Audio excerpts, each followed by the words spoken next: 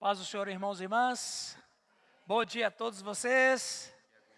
Obrigado, pastor. Sempre é uma alegria estar aqui nessa comunidade querida, de gente pecadora, mas que ama Jesus.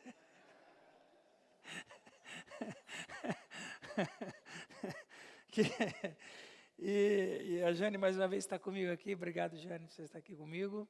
Sempre uma alegria ministrar a palavra de Deus, servir a Deus, ocupar o púlpito e ensinar a palavra de Deus. E nós temos um tema muito interessante hoje, né?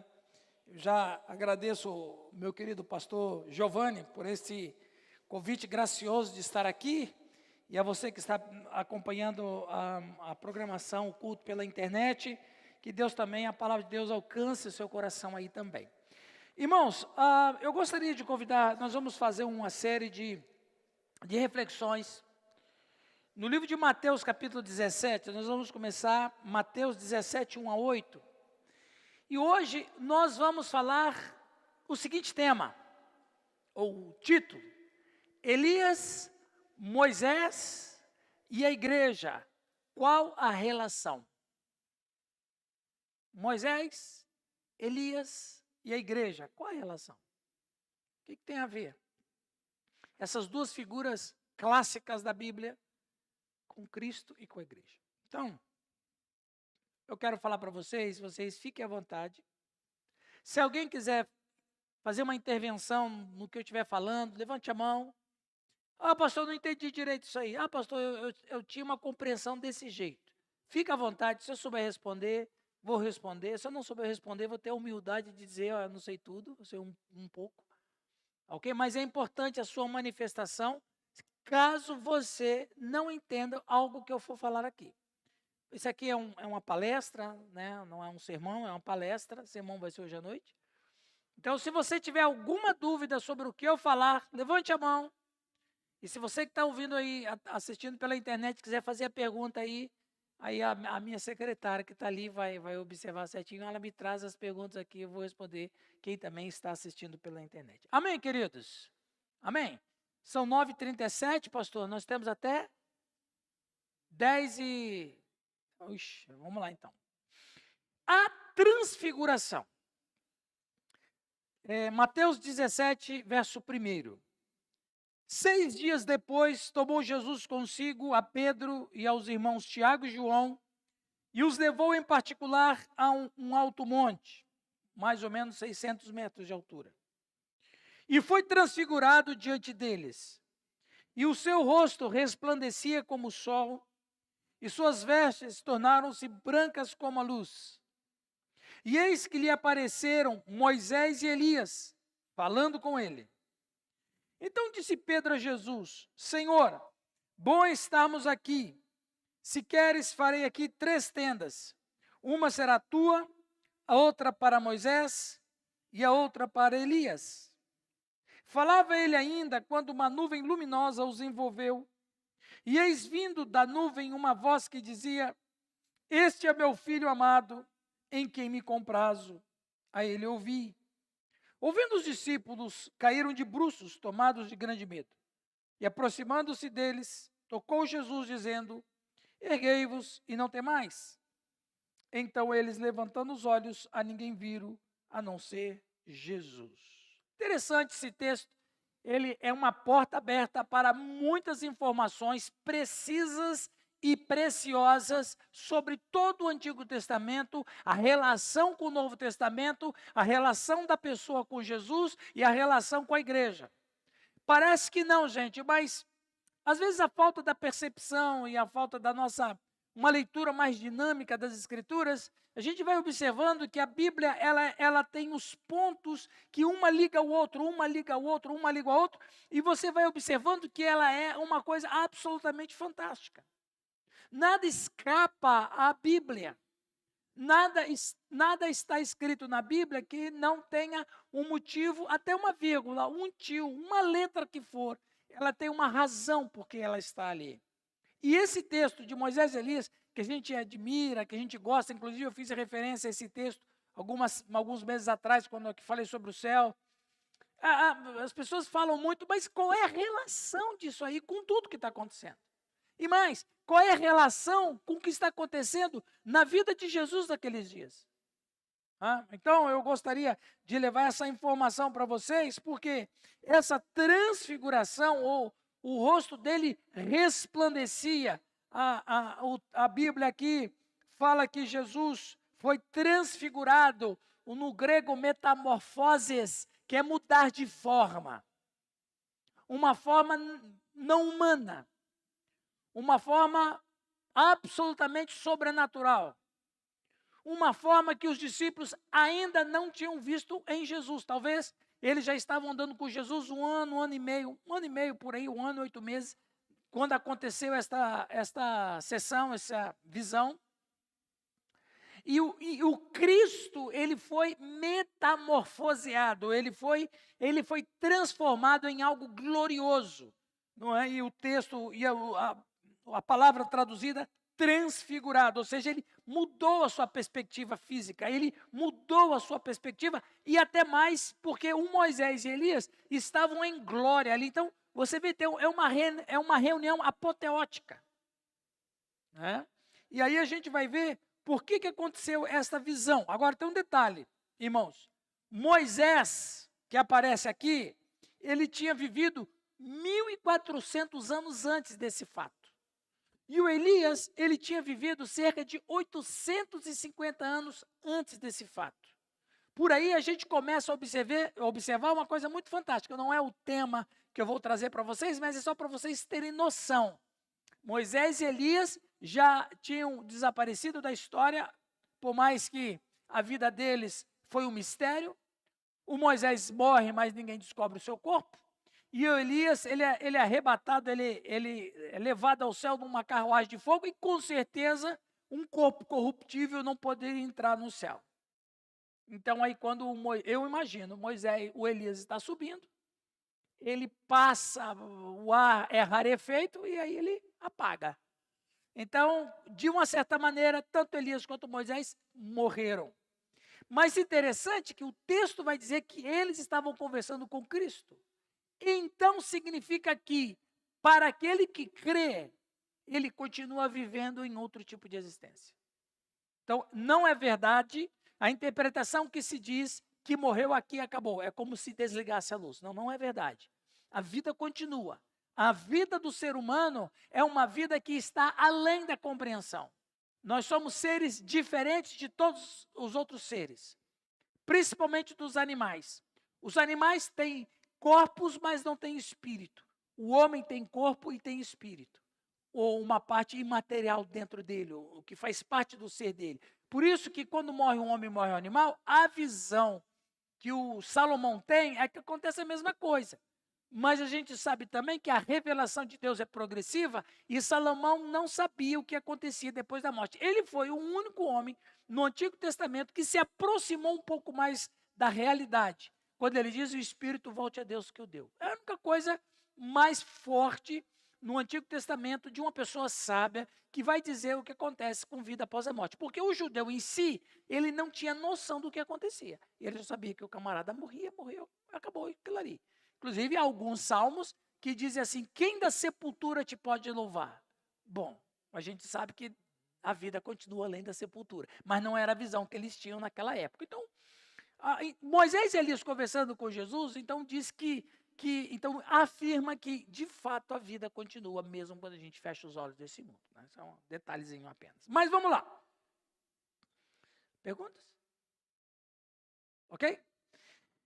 O ponto de enfoque que eu tenho nesta manhã no estudo é esse aqui. Moisés e Elias representam o ministério de Cristo, a obra de Cristo e o sacrifício de Cristo. Então eu vou repetir. Moisés e Elias representam o ministério de Cristo, a obra de Cristo e o sacrifício de Cristo. Em primeiro lugar, Moisés e Elias ministravam à sombra da cruz. Moisés e Elias ministravam à sombra da cruz. Eu gostaria de ler um texto, os irmãos vão escutando, por gentileza. Deuteronômio capítulo 18, versículo 15, diz assim: o Senhor teu Deus te suscitará um profeta no meio de ti, de teus irmãos, semelhante a mim. A ele ouvirás. segundo tudo o que pediste ao Senhor teu Deus em Horebe, quando reunido o povo, não ouvireis mais a voz do Senhor meu Deus, nem mais verei este grande fogo, para que não morra. Então o Senhor me disse, falaram bem aquilo que disseram, suscitar-lhes-ei um profeta no meio de seus irmãos, semelhante a ti, em cuja boca porei as minhas palavras, e ele lhes fará tudo o que eu lhe ordenar. Então a gente começa a perceber aqui que o Moisés, ele é uma pessoa que ele acredita com todo o coração que o Senhor vai enviar um profeta semelhante a ele. Ele não tem noção de quem, como e quando, mas ele sabe que o Senhor está preparando um profeta semelhante a ele. É a visão dele, claro, que a gente sabe que ele é bem maior que Moisés. Mas na visão de Moisés, era uma pessoa a qual o próprio Moisés ministrava à sombra da cruz. Ou seja, meus irmãos, tanto Moisés quanto Elias, eles viveram numa época em que eles estavam esperando a promessa. Agora, olha que interessante aqui, isso aqui é ponto pacífico em todos os textos que você vai ler. A pergunta que eu vou falar para vocês, fazer para vocês é essa. Quem Moisés representa? Quando a gente fala de Moisés, o que vem na nossa mente? O que vem na sua mente? Pode dizer? Quando fala de Moisés, como pronuncia o nome Moisés, o que vem na sua mente? A lei. Ponto. Você olha para Moisés, você vê a lei, está na cara dele, é o desenho do Moisés. É a lei. Então, aqui, nessa visão de Mateus 17, o Moisés, ele está representando a lei. E Elias, o que vem na sua cabeça quando você está pensando em profeta? Qual foi o maior profeta do Antigo Testamento? Elias. Então, preste atenção. Isso é importante. Moisés e Elias são representações de todo o Antigo Testamento. Porque toda a lei está baseada em Moisés. E o Elias, ele é o representante máximo de toda a categoria profética. Interessante, daqui a pouco eu vou falar sobre isso, que o Elias, o ministério do profeta Elias é ressuscitado em João Batista. Não João Batista é a reencarnação de Elias ou coisa parecida. O ministério de Elias, ele é ressuscitado em João Batista. Então, quando você vê Moisés e Elias conversando com Cristo, de quem que a lei tratava? A lei tratava do seguinte: você está pronto para morrer. Você quer saber por que você morre? Porque você não vive isso aqui. Eu falei sobre a lei esses tempos atrás, aqui, eu acho que mês passado. Por que a gente morre? Por causa disso aqui, ó. Você não cumpre isso aqui. Você quer agradar a Deus? Quero. Cumpra isso aqui. Não, eu não posso. Mas então você tem que cumprir isso aqui. Então, quando a gente observa a lei, então o objetivo da lei é de fato mostrar para nós que eu não posso. A condição de eu me restaurar, a condição de eu me recondicionar e a condição de eu ser aceito diante de Deus é cumprindo essa lei. Se eu não cumprir essa lei, eu não sou aceito por Deus. E se eu não for aceito por Deus, eu não tenho condição de ter nenhuma relação com Ele. Então, a lei é o máximo da vontade de Deus. Você quer viver bem diante de Deus? Cumpra a lei. Qual é o problema? Ninguém consegue cumprir a lei. Por quê? Porque, de fato, todos nós somos transgressores da lei. Mas olha só o que diz a Escritura, alguns anos mais tarde, pela pena do apóstolo Paulo, em Romanos capítulo 10, versículo de número 3. Porquanto, desconhecendo a justiça de Deus e procurando estabelecer a sua própria, não se sujeitaram a que vem de Deus, porque o fim da lei é Cristo, para a justiça de todo aquele que crê. Porque o fim da lei é Cristo. Moisés representa a lei, A lei, o fim dela é Cristo. Com quem eles conversavam? Com o fim da lei. Ou seja, o que Moisés está falando para Jesus? Eu sei, ou pelo menos imagino. Tudo que eu falei de ti está na tua mão agora.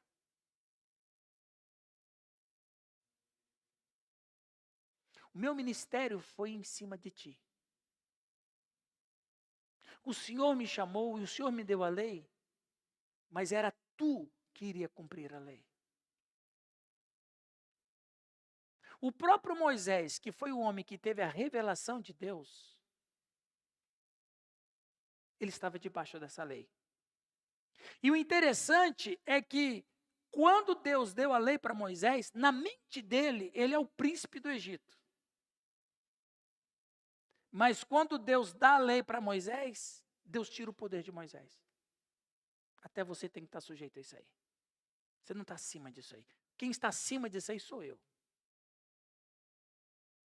Você está abaixo disso aí. E você vai ministrar naquele que virá.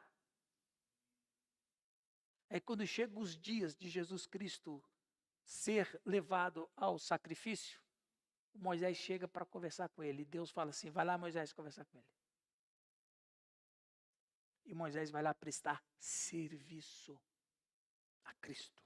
Então, Deus deu a lei para Moisés dar ao povo, e a gente sabe pela Escritura que o fim da lei é Cristo. Quando eu me vejo completamente incapaz de cumprir a lei, eu corro para Cristo. Por quê? Cristo é o fim da lei. É nele. Então, o Moisés, ele ministra a sombra da cruz. Ele tem a lei na mão. Ele apresenta a lei para o povo. E a lei leva para Cristo. E o Elias? Elias foi o mais notável de todos os profetas. Eu posso até dizer que pela relação que ele está tendo com Jesus naquela visão, na visão para os discípulos, mas aquele fato que aconteceu lá naquele monte, nós estamos vendo que o Elias, ele é o chefe de todos os profetas. Qual foi a maior profecia, o maior peso da profecia? Qual foi? As profecias messiânicas. Todas as profecias, elas têm 3 funções. O castigo no cativeiro, a volta do cativeiro e a vida do Messias. Todas as profecias giram em torno desses 3 temas. Não tem outro tema. Esses 3 temas. E o mais importante desses 3 temas é o Messias. Mas qual é a importância dos outros 2 temas? Porque se o povo continua a andar com idolatria, não teria Messias. Então Deus, ele protege a promessa do Messias, enviando Nabucodonosor, aproximadamente no ano 606, antes de Cristo. E Nabucodonosor prende o povo, escraviza o povo, porque Deus assim o quis, para salvar a promessa. Mas o povo não ficaria lá para sempre. Depois o povo voltaria. Ezequiel vai falar isso muito claramente, Ezequiel capítulo 37, Vale dos Ossos Secos. Então você tem as 3 profecias, na verdade, depende de uma. E é a mais importante, a vinda do Messias. Quem é o chefe dos profetas? Elias. O que Elias está falando para Cristo? Tu és o cumprimento daquilo que nós falamos. O que Moisés e Elias estão falando com Jesus? Estão prestando honra. Estão prestando glória. Estão prestando submissão. Por quê? Porque Moisés e Elias ministravam a sombra da cruz. É uma coisa que Deus escolheu para eles, para esses 2. Então veja, Jesus veio cumprir a lei para a Elisângela. E o próprio Cristo é o cumprimento da lei. Então a lei em Moisés. E a profecia que os profetas fizeram foi para se cumprir o Messias chegando, para salvar a cada um de nós. Quem é Moisés e Elias naquela hora conversando com Cristo?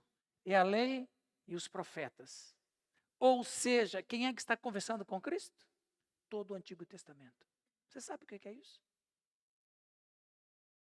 Todo o Antigo Testamento está ali falando com Cristo, porque o Cristo é todo o Antigo Testamento.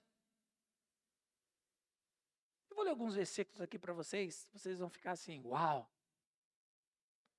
Jesus disse em João 5,39, num debate teológico com os rabinos: examinai as Escrituras, porque julgais ter nelas a vida eterna, e são elas mesmas que testificam de mim. Nesse debate com os rabinos, Jesus está falando o seguinte: se vocês estudarem mais um pouco, porque o tema das Escrituras é vida eterna. E se vocês estudar mais um pouco, e se vocês colocarem de lado a opinião pessoal que vocês têm, vocês vão ver que as Escrituras falam de mim. E essa é a afirmação do Cristo. Examinai as Escrituras, porque julgais ter nelas a vida eterna, e são elas mesmas que testificam de mim. O que Jesus está falando aqui para os seus debatedores? Está dizendo aqui, ó, Davi cantou de mim. Moisés falou de mim. Os profetas falaram de mim. Eu estava lá. Tudo que está na Escritura está por minha causa. Então, estude, examine, porque vocês vão ver que as Escrituras falam de mim. As Escrituras do Antigo Testamento é um testemunho eterno de Deus para as reivindicações messiânicas em Cristo. As Escrituras falam de mim. Elas falam sobre o nascimento do Cristo, Isaías, o ministério terrestre, Isaías, a maneira como morreria, Salmo 22. Existem 300 profecias messiânicas no Antigo Testamento, só profecias, 300 profecias. Quantas se cumpriram? Vocês sabem? Todas. O que Moisés e Elias vão falar para ele?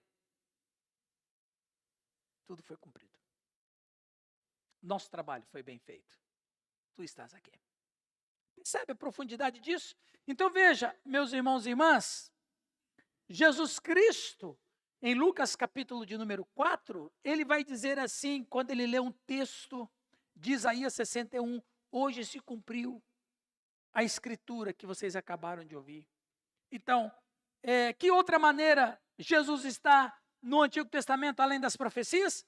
O Antigo Testamento usa o termo anjo do Senhor de forma intercambiável com relação a Cristo.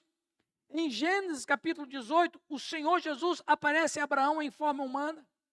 Tem encontros tangíveis com a divindade espalhada por todo o Antigo Testamento. Gênesis 16, Gênesis 22, Juízes 5, 2 Reis 19, Daniel 3, 25. Mas também tem outras maneiras pela qual Cristo está no Antigo Testamento. Moisés pode ser visto como um tipo de Cristo. José pode ser visto como um tipo de Cristo. O Moisés faz uma serpente de bronze no deserto, que o Cristo depois vai fazer essa mesma conexão. Assim como Moisés levantou a serpente no deserto, assim importa que o Filho do Homem, as leis e os profetas falam de Cristo. As Escrituras do Antigo Testamento falam de Cristo. O Filho de Deus não está apenas no Novo Testamento, mas ele é peça viva e vital no Antigo Testamento. Jesus Cristo é o Messias prometido de Deus, desde o nascimento virginal em Belém, Isaías 7, a permanência no Egito, Oséias 11, seu ministério de cura e esperança, Gênesis 3,15, 1 João 3,8, e a sua ressurreição, Atos 2,31. Jesus Cristo é o tema do Antigo e Novo Testamento. Jesus Cristo é a razão da Bíblia, ele é a palavra viva. A Bíblia inteira é um farol que nos aponta a reconciliação com Deus na pessoa de Cristo. Moisés e Elias ministravam a sombra da cruz. Perguntas? Os irmãos estão entendendo bem? Ok? Agora nós vamos ler Lucas capítulo 9. Lucas, capítulo de número 9, a partir do versículo 28.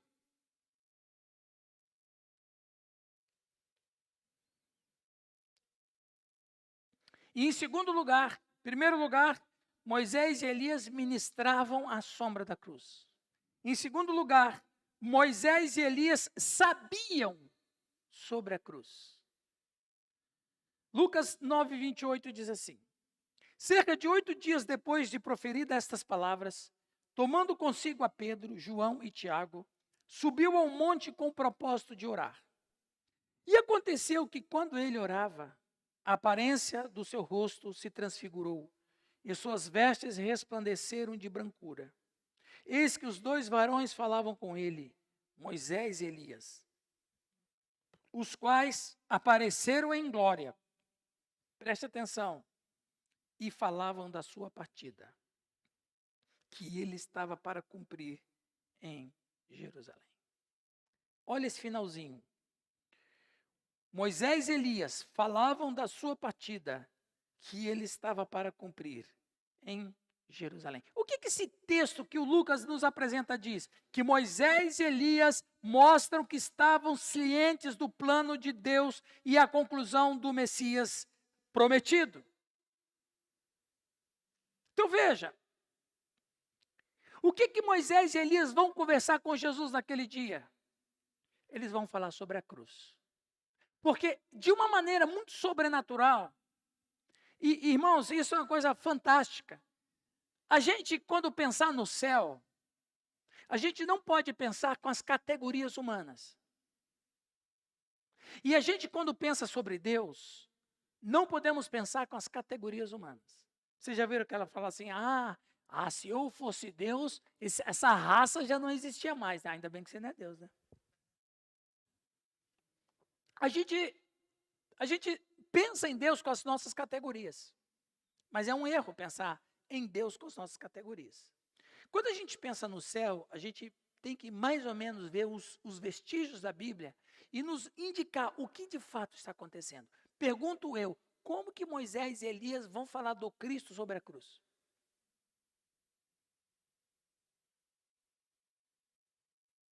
Porque no céu não tem mais mistério. No céu tudo é revelado. Você pode afirmar isso? É uma dedução lógica. Moisés e Elias estão conversando com Jesus e falando sobre a morte do Cristo. Peraí. Ora, o Moisés e Elias, nos seus ministérios na terra, eles estão sabendo que são ministros daquele que viria, mas eles não têm noção. Mas quando eles chegam no céu, Deus vai revelando tudo para eles.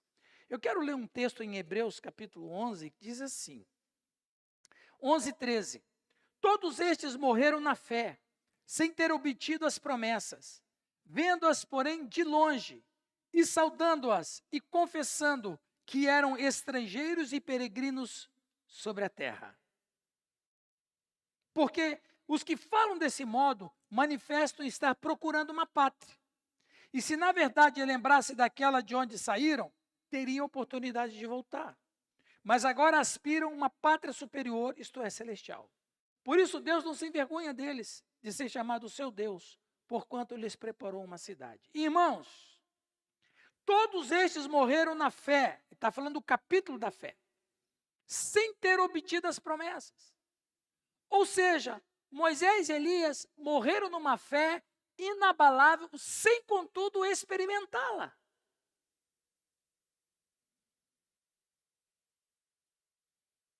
E como Moisés e Elias representam todo o Antigo Testamento, lei e profeta, de uma maneira que a gente não tem com o que ficar perguntando, não é?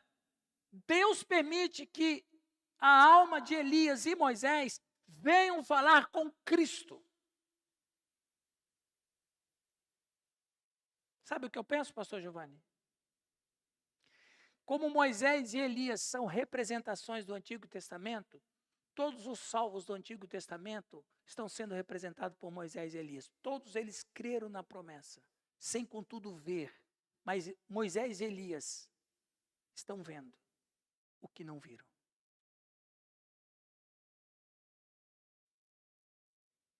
Eu imagino Moisés e Elias, quando acaba aquele momento que eles voltam para a eternidade, eles falam: vimos o que a gente não via. Conversaram com Cristo. E veja, falavam sobre a sua partida. Em João 5,46 diz assim, ó, porque, Jesus falando, porque se de fato cresces em Moisés, também crereis em mim. Porquanto ele escreveu a meu respeito. Como é que Moisés escreveu a respeito do Cristo? Ele só falou da lei. Ele só falou da lei. O fim da lei é Cristo. Aí ele vai dizer, se porém não credes nos seus escritos, como crereis nas minhas palavras? Lembra daquele texto, eu preguei aqui, eu acho. O Lázaro que está no inferno, o rico que está no inferno, Dives, né? O nome dele de acordo era Dives. Ele faz um apelo para Abraão. Manda que alguém saia daqui e fale para os meus irmãos. Qual é a resposta de Abraão? O que Abraão fala para eles? Eles têm Moisés. Espera aí. O Abraão viveu antes de Moisés. O Elias viveu bem depois de Abraão. Como é que Abraão tinha notícia dos dois?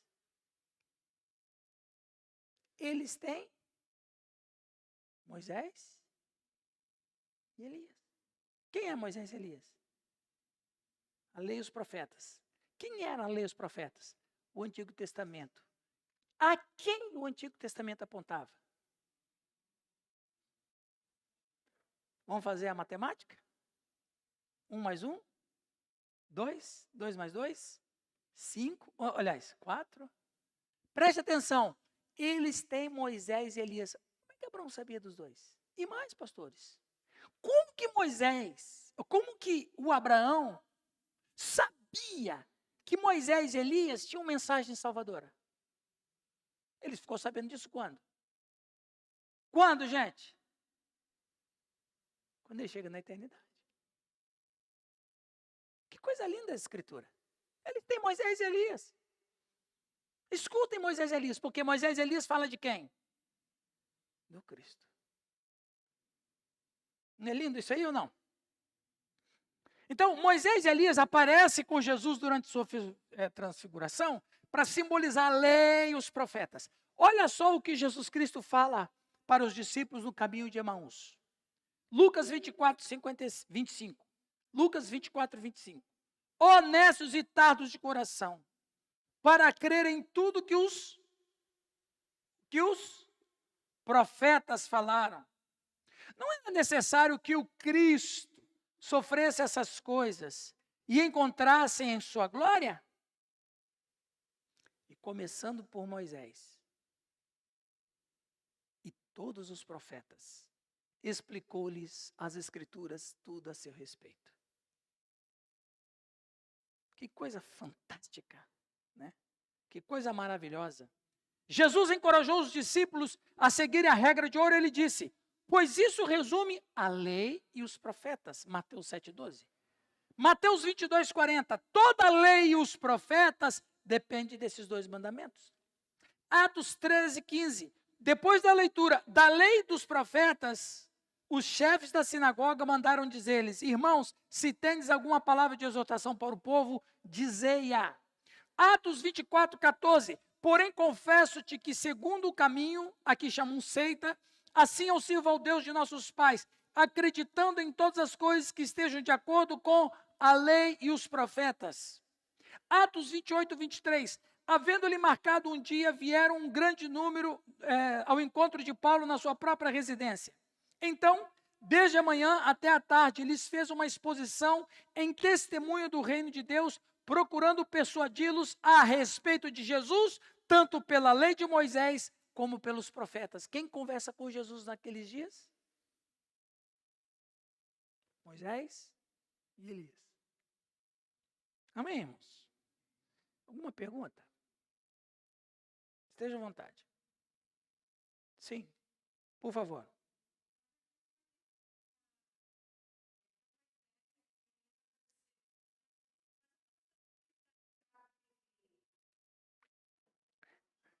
Veja, ok.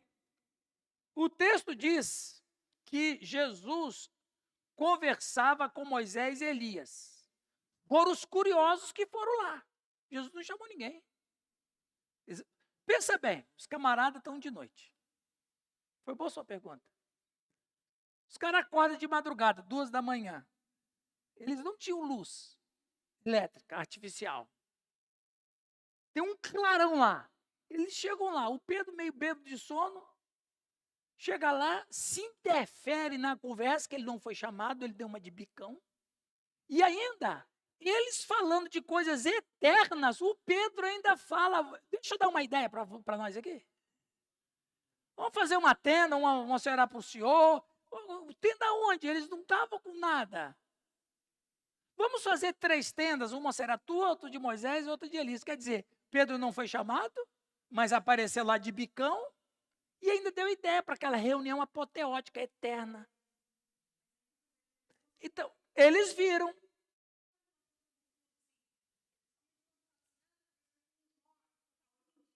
Uhum. Não, na verdade, eles estavam conversando com quem já tinha morrido. Porém, não era nenhum tipo de sessão espírita, não era nenhum tipo de paganismo. A Bíblia diz no livro dos profetas que o Senhor fala: todas as almas são minhas. O Senhor faz o que Ele quiser. Ele não está subordinado às leis que Ele criou, porque as leis que Ele criou é para nós. Ele está acima. Ele faz o que Ele quiser. Assim como você faz o que você quiser com a tua roupa.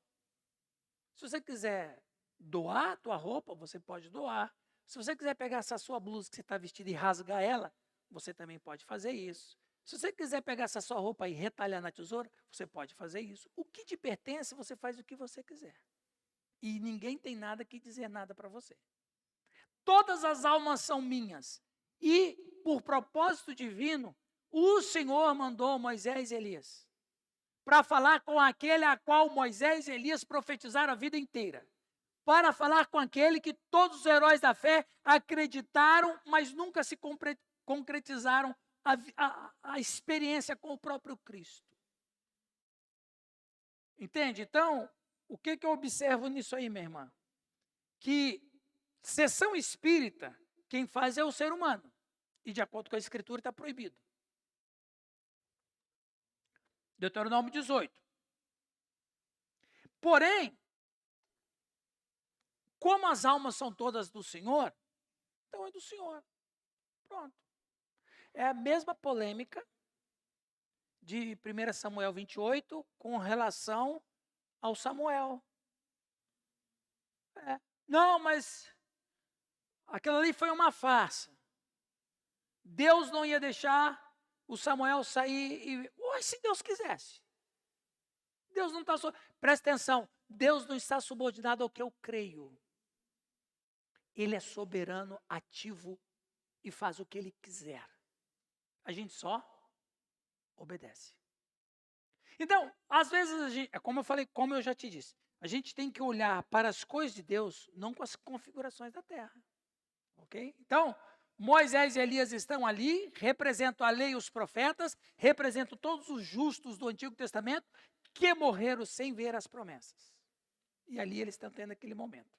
Ok, minha irmã? Obrigado. Alguma pergunta a mais?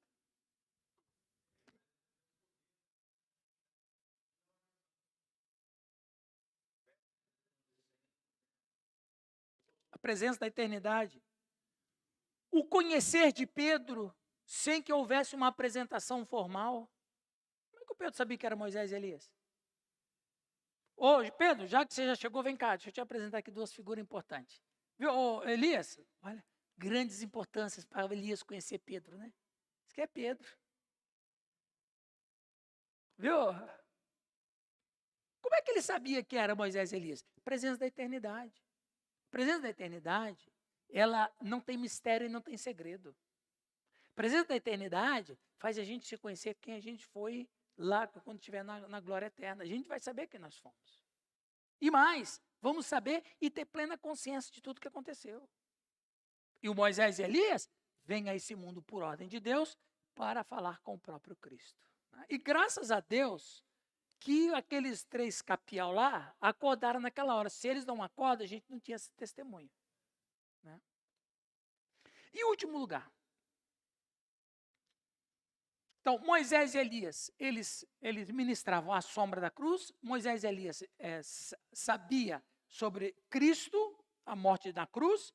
Em terceiro lugar e último, Moisés e Elias concluíram seus ministérios em Cristo. Vamos ler Lucas 16, 16. Lucas 16, 16. Diz assim a palavra de Deus.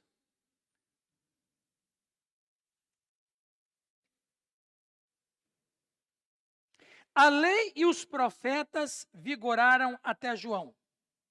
Desde esse tempo, vem sendo anunciado o evangelho do reino de Deus, e todo homem se esforça por entrar nele. A lei e os profetas. Quem representava a lei? Moisés. Quem representava a profecia? Elias. Ou seja, Moisés e Elias terminaram o ministério na pessoa de Cristo. Não precisa mais de Moisés e Elias. Por quê? O Cristo está aqui. Temos alguém maior que Moisés? Temos alguém maior que Elias? O próprio Cristo. A própria profecia que eles relataram, né? O que Jesus quis dizer quando ele disse a lei e os profetas duraram até João? O que ele quis dizer com isso? Porque Moisés e Elias cumpriram a sua missão. O Cristo veio e agora tem uma novidade do mundo, o reino de Deus. Mateus 3, 1 a 3. Naqueles dias apareceu João Batista pregando no deserto da Judéia e dizia: arrependei-vos, porque está próximo o reino dos céus. Porque este é o referido por intermédio do profeta Isaías, voz do que clama do deserto, preparai o caminho do Senhor e endireitai as suas veredas. Então, João Batista, ele é esse último, ele é o último profeta do Antigo Testamento e é o que está, ele está no meio do Antigo e Novo Testamento. Então, Moisés e Elias ministraram até João Batista. Aí você vai perguntar assim, mas e João? Quem de fato era João? Você sabe quem de fato era João? Vamos ler quem era João? Vamos ler Mateus capítulo 11.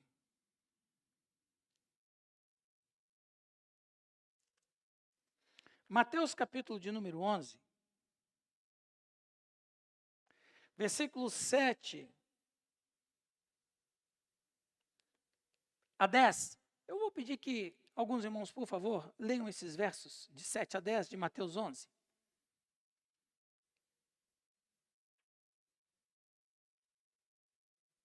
Alguém pode ler?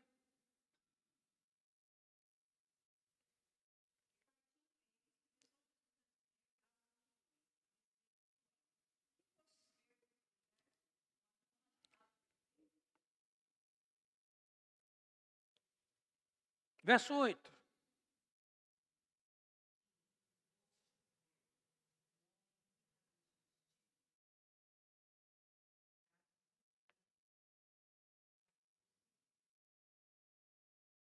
Nove.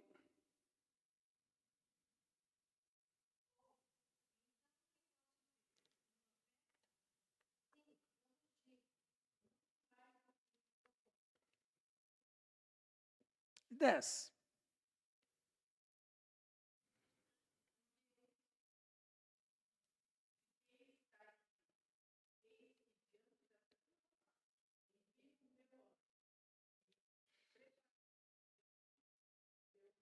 Preste atenção, obrigado, irmãos que leram. A fala do Cristo aqui, ela é interessante. Versículo de número 9. Mas para que saíste? Para ver um profeta? Sim, eu vos digo, e muito mais que um profeta. O que é ser mais que um profeta?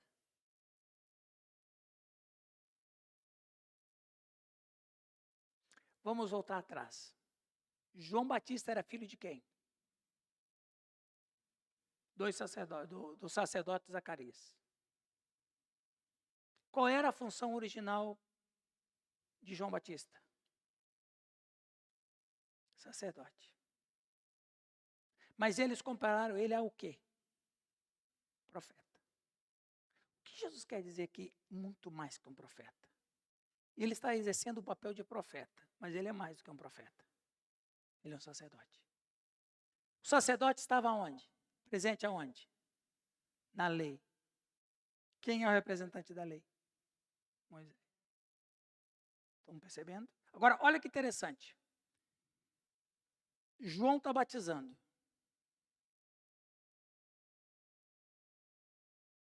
Jesus vem para ser batizado. Quando ele observa Jesus, o que ele fala para Jesus? Tem uma coisa errada aqui. Eu não posso te batizar. Eu que tenho que ser batizado. O que Jesus fala para ele? João, me batiza para que a justiça seja feita. O que tem a ver justiça de Deus com batismo? Por uma razão. E uma razão muito interessante.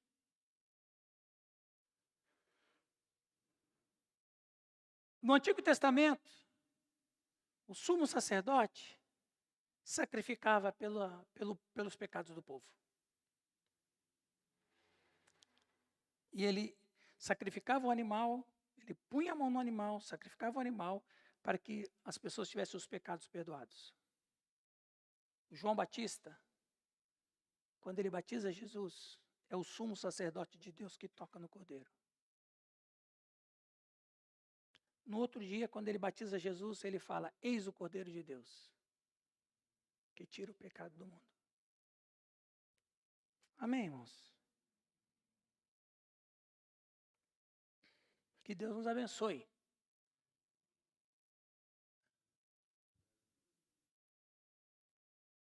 Aham, exatamente.